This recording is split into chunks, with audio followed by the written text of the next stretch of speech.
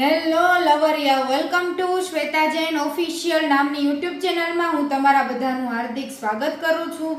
એલા હવે લવરિયાઓ, channel subscribe કરી નાખો મારા વાલાઓ. આજના વિડીયોમાં બહુ મજા આવવાની છે.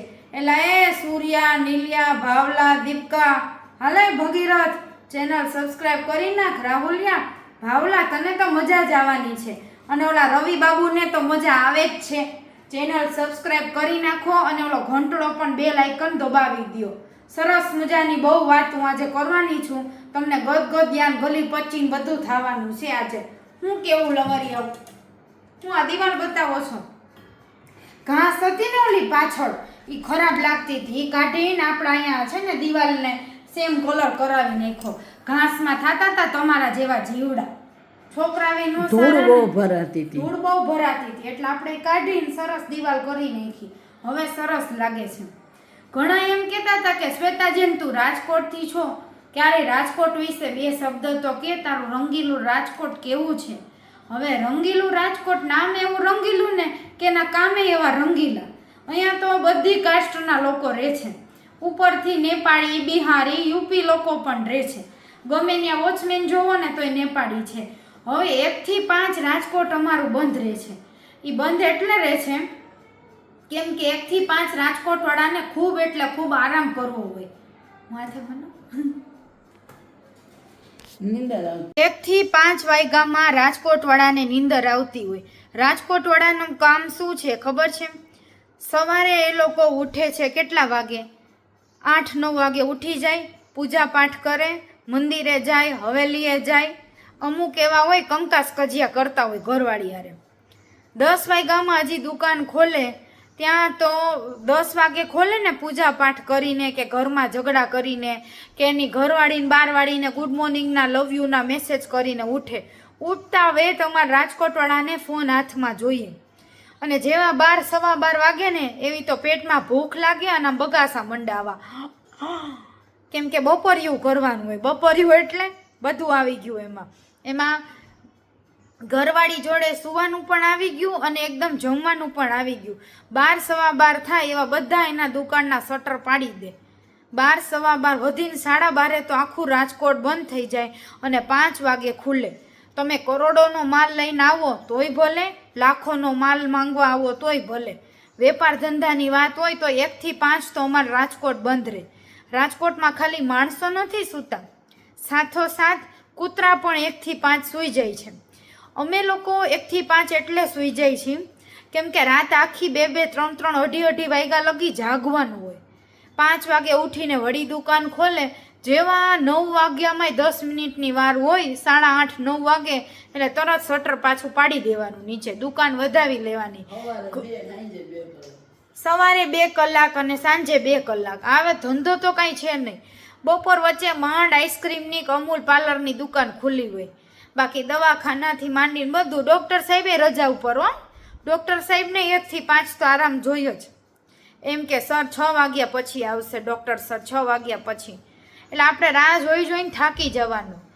અમદાવાદમાં આ સિસ્ટમ નથી. આવી સિસ્ટમ અમારા રંગીલા રાજકોટમાં જ છે.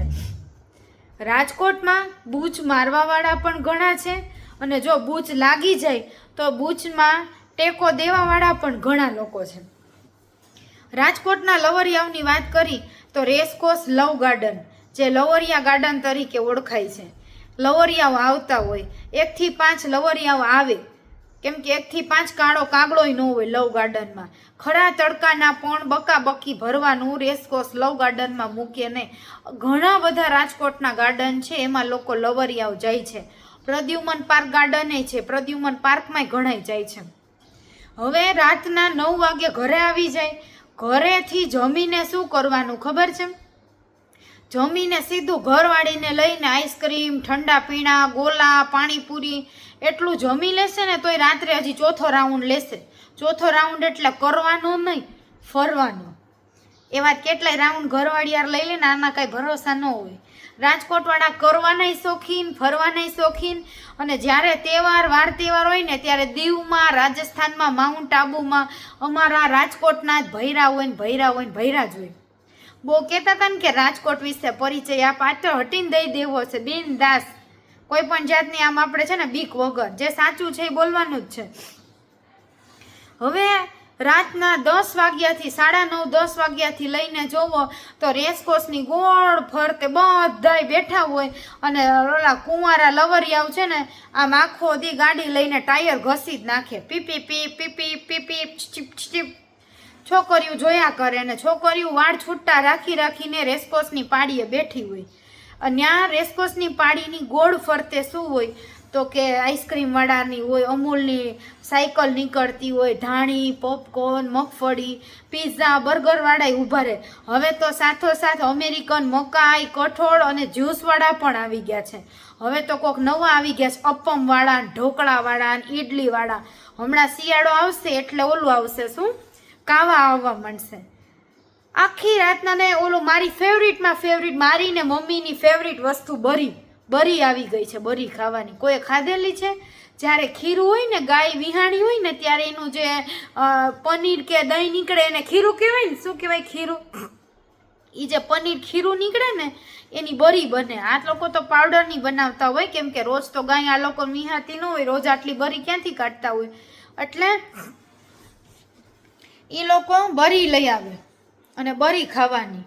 એને એવા ટેસડા કરવાના, પોલીસવાળાની જીપુના આવવું હોય તો આવે, બાકી ન કાઢે ત્યાં લગી ધક્કો મારીને ત્યાં લગી પાડીની ગોળ ફરતે આપણે બધાય ગોઠવાઈ જવાનું. નેમ સેમ ભક્તિનગર સર્કલે, સોરઠિયાવાડી સર્કલે. અને રાજકોટમાં ગમી ગાર્ડનમાં હિંચકા, લપસિયા, ફુવારા હોય તો રાજકોટની પ્રજા ક્યાંય હખણી રહેતી નથી, બધું તોડી નાખશે. હિંચકા, લપસિયા, ફુવારા તમે જ્યાં જોવો ને ત્યાં કુંડા વાયવાય છે, ફૂલ ઉગાડ્યા હશે ને તો ફૂલ તોડી નાખશે. એ તોડફોડ કરવામાં 1 નંબર.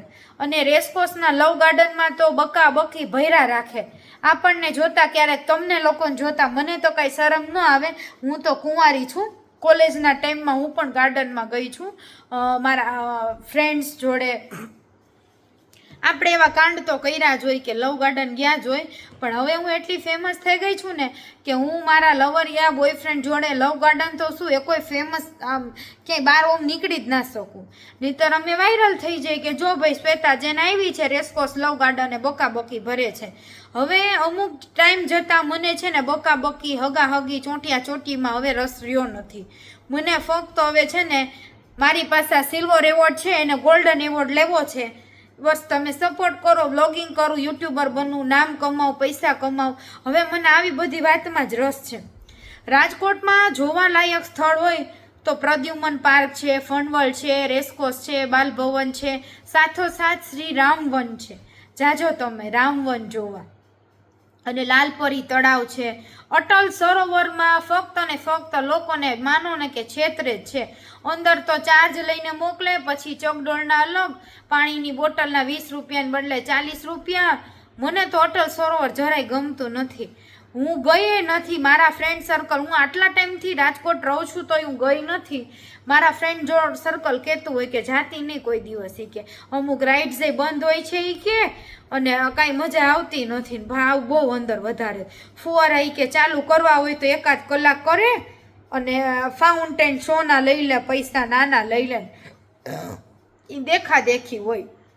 એ ચૂંટણી નજીક આવતી હોય, મોદી સાહેબને વોટોની જરૂરત પડી હોય એટલે એમ કે રાજકોટમાં ફરવા લાયક અટલ સરોવર, ઘંટો અટલ સરોવર, ઠેક ઠેકાણે જગ્યા હે. હા, માન સરોવર. અમાર ઘર પાસે તો કે માન સરોવર બને છે. જોવો ને તો નાનો તળાવ ને કૂવોય નથી અહીંયા. અમે ઘરમાં રહી છીએ ને ઘર પાસે કે માન સરોવર. બોલો, મોરડીની પાછળ પોલીસ હેડક્વાર્ટર કેટલા બનાવાય, કેટલી બાકીની જગ્યા છે. સરકારે સરકારી મકાન બનાવાય અને ગરીબોને રહેવા દેવાય ઓછા હપ્તેથી. કેટલા ગરીબ લોકો ઘર વગરના રાજકોટમાં રહે છે. મારી પાસે તો મોદી જેટલા પૈસા નથી, બાકી હું તો મારી પાસે મોદી સાહેબ જેટલા પૈસા હોય ને તો હું સરકારી ક્વાર્ટર અને મકાન બંધાઈ કરું. અને જેટલા જૂના મકાન સરકારી ક્વાર્ટર બનાવેલા છે એને જરાક રિનોવેશન કરો. ત્યાંથી પાણી ટીપ ટીપ પડે છે. ઘણાય મારા ફ્રેન્ડ સર્કલ હોય કે જે મફતિયાપરામાં સરકારી ક્વાર્ટરમાં રહેતા હોય. જો આપણે સોશિયલ મીડિયામાં હોય ને તો આપણા અમીરે ફ્રેન્ડ હોય ને ગરીબે હોય, એ ગમે કાસ્ટના હોય. તો આ બધું સરકારે ધ્યાનમાં લેવા જેવી બાબત છે. ચૂંટણી નજીક આવે તો રાજકોટમાં રોડ રસ્તા સરખા કરો, બાકી રોડ રસ્તા સરખા ન થાય. અને અમારે તો કહેવત છે, રાજકોટમાં 2 કામ ચાલુ જ હોય, એક ખોદકામ ને એક બીજું તમે સમજી જાજો. આ 2 કામ ચાલુ જ હોય. ચૂંટણી નજીક આવે તો રોડ પાકા થાય. તો રંગીલું રાજકોટ તમને કેવું લાગે છે? તમે ક્યારે આવેલા છો રંગીલા રાજકોટમાં? આવજો. રંગીલા રાજકોટમાં ગોરધનભાઈની ચટણી, પેંડા એ બધું બહુ ફેમસ છે. અને કોઈને પણ રાજકોટમાં બાંધવાનું મન થાય તો ત્રિકોણબાગ લચ્છીની લારી આવી જવાની. એ મારી ફેમસ જગ્યા છે બાજવાની. અને રાજકોટમાં ક્યારેય તમે બારગામથી આવેલા હોય, તમારી ગાડી પર GJ3 લખ્યું ન હોય અને જરાય કોઈ રાજકોટના આરે બાંધવાનું થયું કે અડી ગઈ ગાડી, તો તમને એક જ ડાયલોગ મારશે, સાઈડમાં આવી જા, તારી ગાડી સાઈડમાં લઈ લે. નાની નાની વાતમાં રાજકોટવાળા મગજ ખોઈ બેસે છે, આપા ખોઈ બેસે છે એના મગજના સ્ક્રૂ. ઓમ દિલના બહુ ભોળા છે, પણ ઓમ ખારીલા બહુ છે મારી જેવા. તું તારા હોય એટલાને બોલાવી લે, અમે અમારા હોય ને એટલાને બોલાવી લે, હાલ ગાડી સાઈડમાં લઈ લે. અરે ભાઈ, જરા કમથી ગાડી અડી ગઈ છે, જવા દે ને તું. નહીં, જવા નહીં દેવાનું. ગમતું મૂકી દઈશ છે, પણ નમતું નહીં મૂકે. એ અમારા રંગીલા રાજકોટ વાસીઓ.